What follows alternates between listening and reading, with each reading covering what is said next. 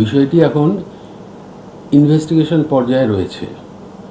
Investigation agency হচ্ছে CBI, এবং সেটা আদালতের নির্দেশে আর পর্যবেক্ষণের মধ্যে হচ্ছে।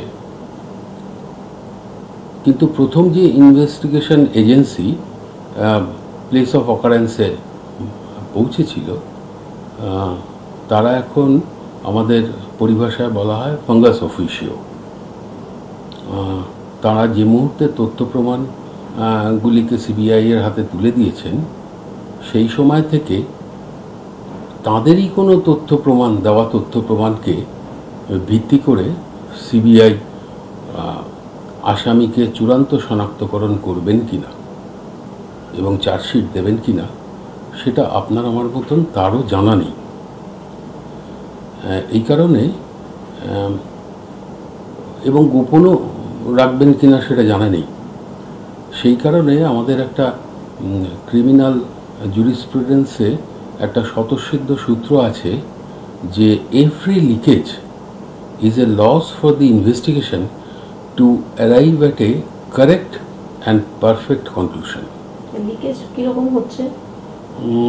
ধরুন, এই যে তথ্য প্রমাণ তারা তুলে দিয়েছেন, সচিত্র এগুলো যে আসছে, তার মধ্যে কোনোটি সিবিআই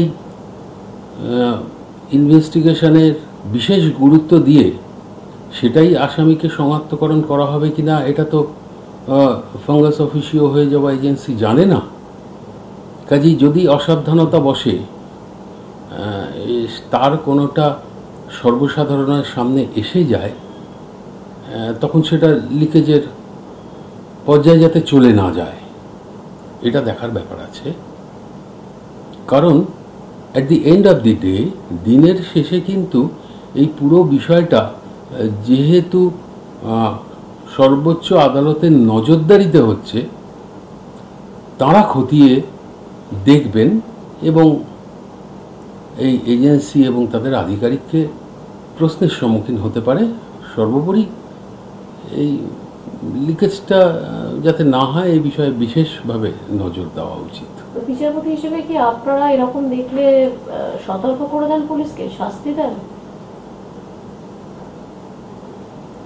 যদি মনে হয় লিকেজ হচ্ছে, তাহলে তো সতর্ক করার প্রশ্নটা আসে।